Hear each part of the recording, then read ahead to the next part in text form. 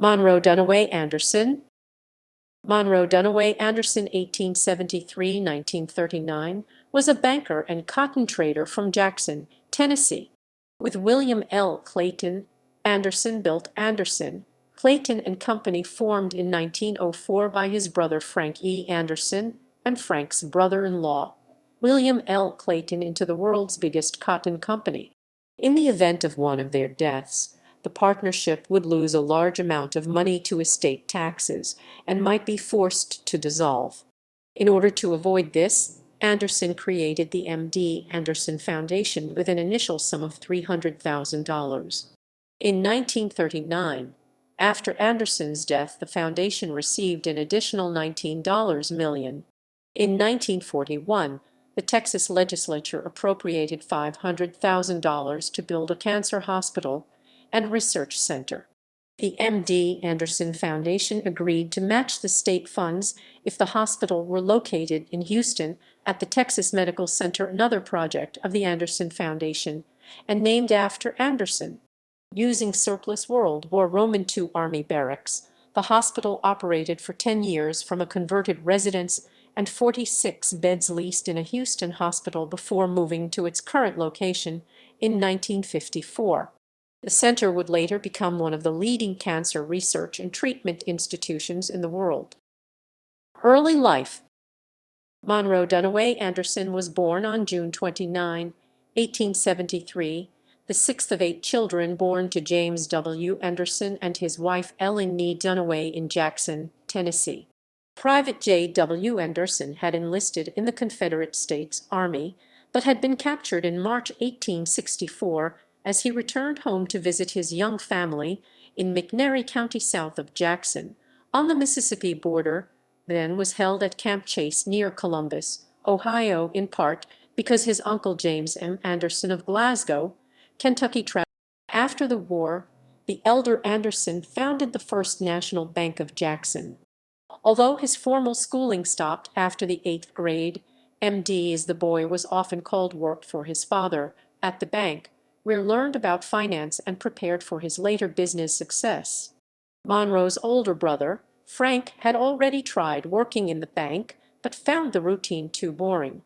Blessed with charisma, a magnetic personality, and apparently a fierce desire for action, Frank had already decided he wanted to go into cotton trading.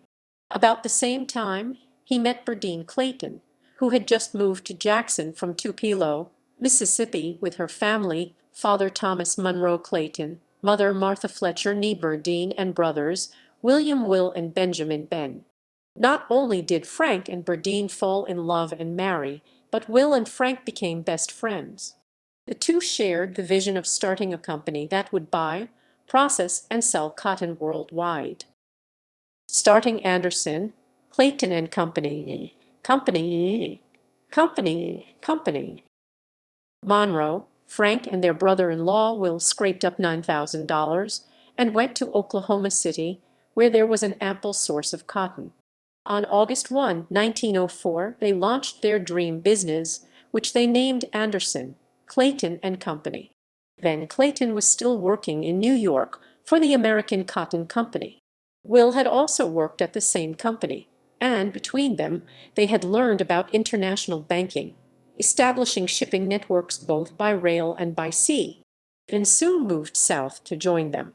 In 1900, a powerful hurricane had essentially wiped out Galveston, Texas, which had been the country's leading cotton port.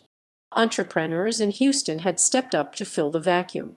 The Anderson-Clayton partners decided that Monroe should go to Houston and study the opportunities for their firm. He agreed to go in 1907 and moved into a downtown hotel on Main Street. He soon rented office space for Anderson, Clayton in the Cotton Exchange building. Monroe spent the rest of his life in Houston. With the completion of the Houston Ship Channel in 1915 and the onset of World War I in 1916, the demand for and price of cotton was booming. It was obvious that Anderson, Clayton and Company should be at the center of this action. Its entire headquarters were moved from Oklahoma City to Houston by 1916. Health problems and death. In the summer of 1938, while Monroe was eating lunch at the Majestic Grill with some of his business associates, one of his arms went numb.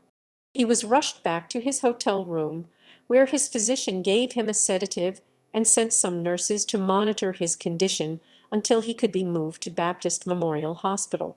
The doctor diagnosed the problem as a stroke. He remained in the hospital for a month, while he bought a house on Sunset Boulevard near the Texas Medical Center site. Serving as a place for him to convalesce, it was the only private house he ever owned.